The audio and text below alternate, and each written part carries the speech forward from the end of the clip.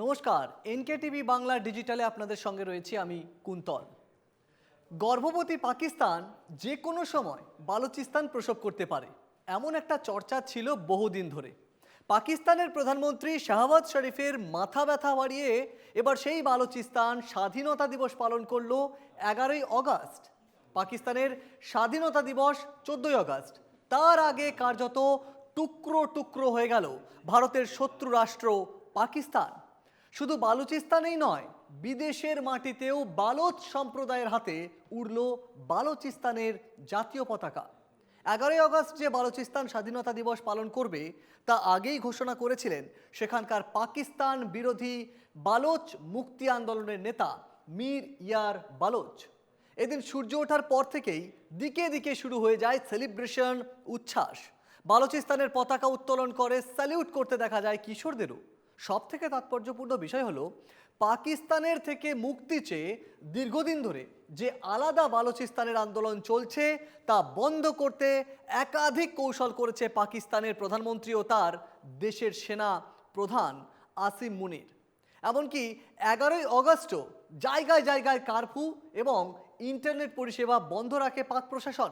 বালোচদের স্বাধীনতা দিবস পালনকে রুখতে কত রকম পদক্ষেপ করা হয়েছে, তবে কোনো বাধাই মানেননি শাহবাজদের প্রতি বীতশ্রদ্ধ বালোচরা। বরং রিপাবলিক অফ বালুচিস্তান ঘোষণা করে মীর ইয়ার বালোচ আন্তর্জাতিকভাবে ভারতের সমর্থন চেয়েছে। পাশাপাশি বিভিন্ন দেশের সঙ্গে কূটনৈতিক সম্পর্ক গড়তে হাত বাড়িয়ে রেখেছে বালুচিস্তানের শীর্ষ নেতারা। বর্তমানে 56টিরও বেশি দেশ বালুচিস্তানের স্বাধীনতার পক্ষে সমর্থন জানাচ্ছে। অর্থাৎ আরও একবার বিশ্বমঞ্চে পাকিস্তানের নাক ভোঁতা হলো। শাহবাজ শরীফ আর আসিম মুনিরের মুখে চুনকালি লেপে দিল বালুচিস্তান। বরাবর জঙ্গিদের মদতদাতা বলে পরিচিত পাকিস্তানের প্রতি ক্ষোভ জাহির করেছে স্বাধীনতা চাওয়া বালোচ নেতারা। আচ্ছা, এতদিন থাকতে কেন 11ই আগস্টকেই বালুচিস্তানের স্বাধীনতা দিবস হিসাবে বেছে নেওয়া হলো? আসলে 1947 সালের 11ই অগস্ট ব্রিটিশ শাসনের অবসানের সময় বালুচিস্তান নিজেদের স্বাধীনতা ঘোষণা করেছিল। সেই সময় আন্তর্জাতিক সংবাদ মাধ্যমেও এই খবর প্রকাশিত হয়েছিল এবং অল ইন্ডিয়া রেডিওতেও তা সম্প্রচারিত হয়। তাই সেই ঐতিহাসিক দাবির ভিত্তিতেই প্রতি বছর 11ই অগস্টকে বালুচিস্তানের স্বাধীনতা দিবস বলেই পালন করা হয়। এমনকি ভবিষ্যতেও এই প্রথা বজায় থাকবে বলে দাবি করে 2026 সালেই কার্যত স্বাধীনতা দিবস সাড়ম্বরে পালন করলো বালুচিস্তানবাসী।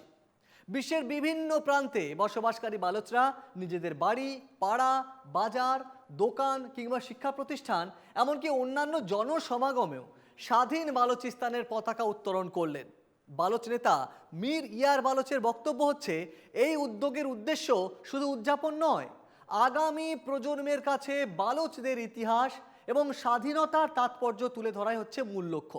তার দাবি, রিপাবলিক অব বালুচিস্তান এবং সেখানকার প্রায় 6 কোটি বালোচ নিজেদের একটা স্বাধীন এবং সার্বভৌম দেশের নাগরিক হিসেবেই মনে করেন।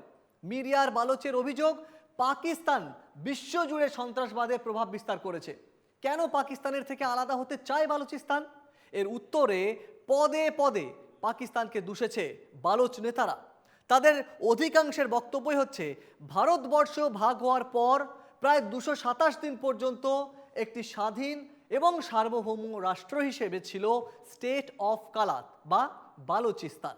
তারা পাকিস্তানের অংশ হতে চায়নি এবং পাকিস্তানের প্রতিষ্ঠাতা মুহাম্মদ আলী জিন্নাও সেই সময় তাতে সায় দিয়েছিলেন। কিন্তু ব্রিটিশদের চলে যাওয়ার পর ভারত বা পাকিস্তানে স্বতন্ত্র শাসক রাজাদের শাসনে থাকা রাজ্যগুলোর পক্ষে স্বাধীন থাকা আর সম্ভব হয়ে ওঠেনি। কাশ্মীরে হামলার পর 1948 সালের 27শে মার্চ বালুচিস্তানে সামরিক অভিযান চালানো হয়।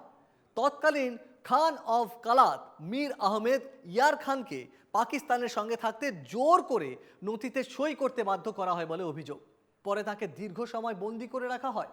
এছাড়াও 1998 সালে চাগাই অঞ্চলে পরমাণু পরীক্ষা চালানো হয়েছিল, তা বালোচদের সম্মতি ছাড়াই করা হয়েছিল বলে অভিযোগ।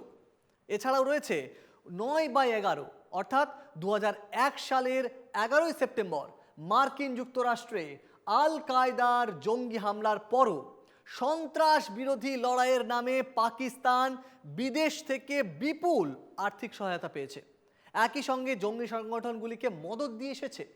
বালোচদের অভিযোগ, যতদিন পাকিস্তান জঙ্গিদের মদদ দেবে ততদিন এই অঞ্চলে স্থায়ী শান্তি এবং উন্নয়ন সম্ভব নয়। তাই আন্তর্জাতিক সম্প্রদায়ের কাছে বালুচিস্তানকে স্বাধীন রাষ্ট্র হিসেবে স্বীকৃতি দেওয়ার আবেদন জানিয়েছে তারা। চলতি পরিস্থিতিতে 1971 সালের পর ফের একবার টুকরো হলো পাকিস্তানের মাটি। সেই সময় পূর্ব পাকিস্তানের বাঙালিরা পশ্চিম পাকিস্তানের শাসকদের বিরুদ্ধে যুদ্ধ করে স্বাধীন বাংলাদেশ গঠন করে। বাংলাদেশের মুক্তিযুদ্ধে সক্রিয়ভাবে অংশ নিয়েছিল ভারতের সেনাবাহিনী। বালুচিস্তানের বিদ্রোহীদের পিছনেও ভারতের ইন্ধন রয়েছে বলে পাকিস্তান লাগাতার অভিযোগ করে আসছে। আর সেই পাকিস্তানের বিরুদ্ধেই দীর্ঘদিন ধরে লড়াই করছে বালুচ লিবারেশন আর্মি। তাদের কাছে রীতিমতো নাকানি চোবানি খেতে হচ্ছে পাক সেনাকে। এই অবস্থায় পাল্টা খুন করে গুম করে দেওয়া, এমনকি ধর্ষণের মতো অত্যাচার চালিয়ে বিদ্রোহের আগুন নেভানোর চেষ্টা করছে ইসলামাবাদ। বিশেষ করে চীন আর পাকিস্তান অর্থনৈতিক করিডোর তৈরি হওয়ার পর থেকেই আরও অশান্তি হয়ে উঠেছে বালুচিস্তানে। অভিযোগ, পাহাড় বেষ্টিত খনিজ সমৃদ্ধ বালুচিস্তানকে কার্যত লুট করছে পাক প্রশাসন। প্রতিদানে বালোচরা কি পাচ্ছে? বালোচ জনতা পেয়েছে শুধুই নির্যাতন আর দারিদ্র। তারই প্রতিবাদে স্বাধীনতার মরণপণ লড়াইয়ে নামে সেখানকার মানুষ। অবশেষে বালুচিস্তানের স্বাধীনতা ঘোষণায় পাকিস্তানের উদ্বেগ আরও বেড়েছে। এই খনিজ হাতছাড়া হওয়া মানে প্রায় 75% অর্থনৈতিক শক্তি হারাবে শাহবাজ শরীফের প্রশাসন। এবার আসি, পাকিস্তান কেন বালুচিস্তানকে আঁকড়ে রাখতে চায়? বিশেষজ্ঞরা বলছে, বালুচিস্তানের ভূখণ্ডটা সোনা আর মূল্যবান পাথর সহ নানা ধরনের খনিজ ও প্রাকৃতিক সম্পদে অত্যন্ত সমৃদ্ধ।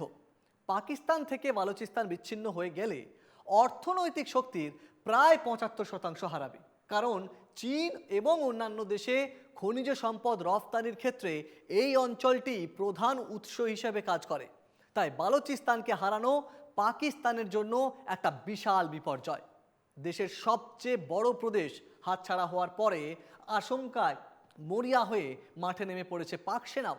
বালোচদের স্বাধীনতা উৎসব পালনের উপর নিষেধাজ্ঞা জারির পাশাপাশি কারফিউ জারি করা হয়েছে ওই অঞ্চলে। ভারতের স্বাধীনতা দিবস পর্যন্ত অর্থাৎ 15ই আগস্ট পর্যন্ত জারি থাকবে কারফিউ।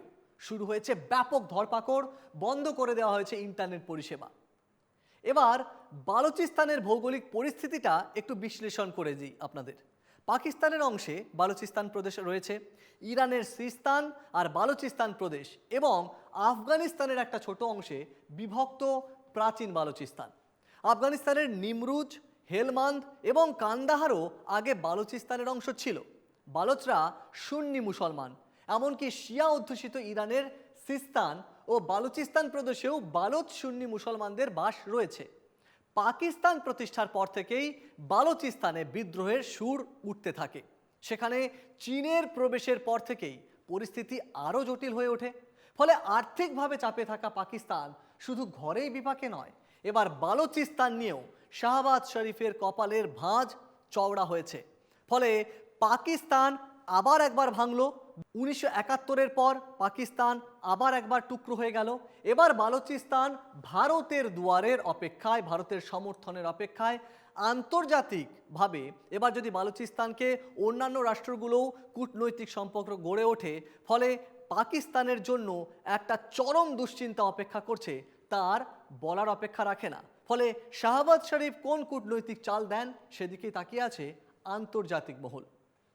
আমাদের ভিডিও কেমন লাগছে তা অবশ্যই আমাদের কমেন্টে জানান। পাশাপাশি চোখ রাখুন NK টিভি বাংলা ডিজিটালের ওয়েব পোর্টালে, ইউটিউবে এবং ফেসবুকে।